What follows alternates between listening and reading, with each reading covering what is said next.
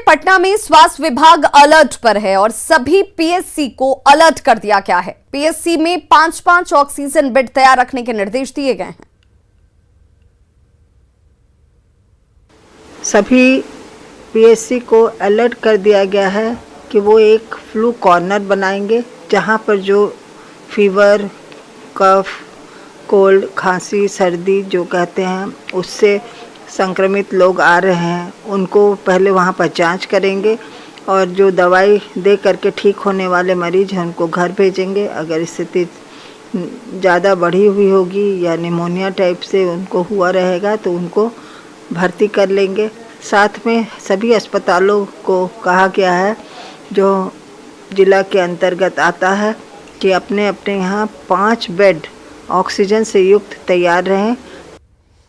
पटना में पथ निर्माण विभाग के एग्जीक्यूटिव इंजीनियर के ठिकानों पर छापेमारी में लाखों की संपत्ति का खुलासा हो चुका है। बरामद संपत्ति में सोने चांदी के गहनों के साथ फ्लैट, जमीन और निवेश के कागजात शामिल हैं।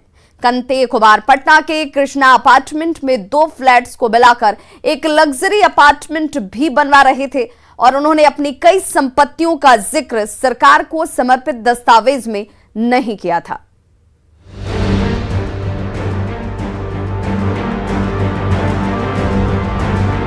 नोटों की ये गड्डियां, सोने चांदी के गहने और निवेश के कागज, ये सब बरामद हुए हैं पथ निर्माण विभाग के इंजीनियर कौंते कुमार के घर से। आय से अधिक संपत्ति मामले में निगरानी ने छापेमारी की। तलाशी में घर से नोटों के बंडल मिले। इसके अलावा आधा किलो सोने के गहने और 1 किलो चांदी के गहने मिले। ये सारे सामान पटना के गोसाई टोला में नित्यानंद इनक्लेव के एक फ्लैट से मिले हैं जो कौंते कुमार का है। किलो में आप देखिए, जो अब तक जानकारी मिल पाई है, तकरीबन 1 किलो सिल्वर रिकवर किया गया है, आधा किलोग्राम सोना भी है, आभूषण के रूप में उसे रिकवर किया गया, 10 से 12 लाख रुपए कैश के रूप में रिकवर किए गए हैं।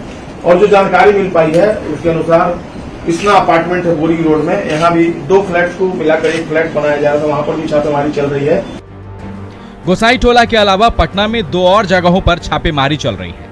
राजधानी के पौष इलाके बोरिंग रोड के कृष्णा अपार्टमेंट और कौंते कुमार के ऑफिस में भी तलाशी चल रही है और ये जांच चल रही है कि कौंते कुमार ने अपनी आय से कितनी ज्यादा संपत्ति जमा की है। लगभग 15 लाख रुपया नगद बरामद हुआ है जी। और ज्वेलरी में लगभग 1 किलो चांदी होगा जी और आधा किलो सोना होगा। इसके अतिरिक्त बहुत से डॉक्यूमेंट्स वगैरह, बहुत से जमीन के कागजात भी मिले हैं। हाँ, 3-4 डीड के कागजात काफी अभी। और बैंक अकाउंट्स भी बताया जा रहा है, तकरीबन 8 से 10 बैंक अकाउंट्स भी मिले हुए हैं। कौंते कुमार की संपत्ति कितनी है ये जानने के लिए थोड़ा इंतजार करना होगा, लेकिन भ्रष्ट अधिकारियों के खिलाफ नीतीश सरकार का ये अभियान लगातार जारी है। पर एक बड़ा खुलासा फिर से, और निगरानी की सतत कार्रवाई जो चल रही है, इस कार्रवाई में कई लोग जो है वो निशाने पर आए हैं और लगातार इस कार्रवाई से एक हड़कंप की स्थिति मच गई है। और निश्चित तौर पर जो भ्रष्टाचार में लिप्त लोग हैं, जो धनकुबेर बन गए हैं सरकारी सेवा में आने के बाद, उनके खिलाफ एक बड़ा मैसेज भी आप तस्वीरों में देख सकते हैं। जो निगरानी के अधिकारी हैं वो लगातार जो यहाँ पर डॉक्यूमेंट्स है उसको खंगालने के अलावा जो यहाँ पर दस्तावेज रिकवर किए गए हैं उससे संबंधित जो विवरण है उसको अपने फाइल्स में वो दर्ज कर रहे हैं। कैमरा पर्सन सुबोध के साथ संजय कुमार, न्यूज़ 18 पटना। झारखंड में सभी धार्मिक स्थल और स्कूल कॉलेज खोलने की अनुमति दे दी गई है। साथ ही दुर्गा पूजा को लेकर सरकार ने गाइडलाइंस भी जारी कर दिए हैं। हालांकि इसे लेकर कई शर्त लागू की गई है। दुर्गा पूजा को लेकर प्रतिमा की ऊंचाई 5 फीट तय की गई है। पुजारी, इमाम, पादरी को टीका लेना अनिवार्य किया गया है। बड़े मंदिरों में 1 घंटे में 100 श्रद्धालु ही प्रवेश कर पाएंगे, दर्शन कर पाएंगे। 50% क्षमता में एकत्रित होने की अनुमति दी गई है। 18 साल से कम उम्र के व्यक्ति के प्रवेश पर रोक लगा दी गई है, यानी मंदिरों में प्रवेश करने के लिए आपकी उम्र 18 साल से ज्यादा होनी चाहिए। दुर्गा पूजा के लिए गाइडलाइंस जारी की गई है। श्रद्धालुओं के प्रवेश पर रोक और भोग वितरण जो है वो नहीं किया जाएगा। 25 से ज्यादा लोगों के एकत्रित होने पर भी रोक है। मेला पर रोक लगाया गया है, यानी कि आप दुर्गा पूजा जरूर कर सकते हैं, मेले का आयोजन नहीं करेंगे। प्रतिमा की ऊंचाई 5 फीट से ज्यादा नहीं होगी। खाने पीने की दुकान या फिर ठेला आप नहीं लगा सकते हैं। तोरण या स्वागत द्वार नहीं लगेगा। थीम पंडाल भी नहीं बनाए जाएंगे और 18 साल से कम उम्र के लोगों के प्रवेश पर रोक रहेगी। विसर्जन, जुलूस, गरबा, डांडिया पर रोक लगाई गई है। ढाक की अनुमति दी गई है। 18 साल से कम उम्र के व्यक्ति के प्रवेश पर रोक है और बिना मास्क के पंडाल में प्रवेश की अनुमति नहीं होगी।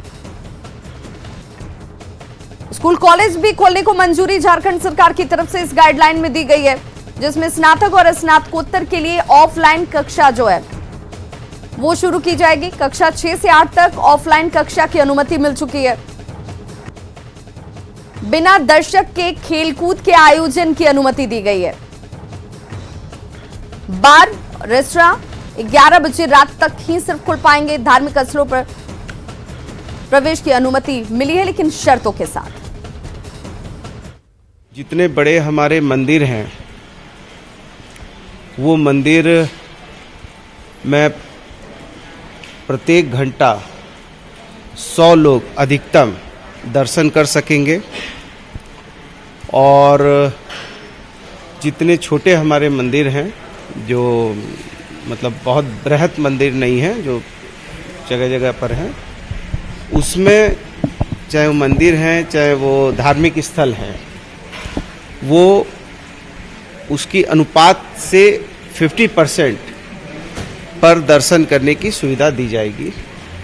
लेकिन कोविड के गाइडलाइन के ध्यान में रखते हुए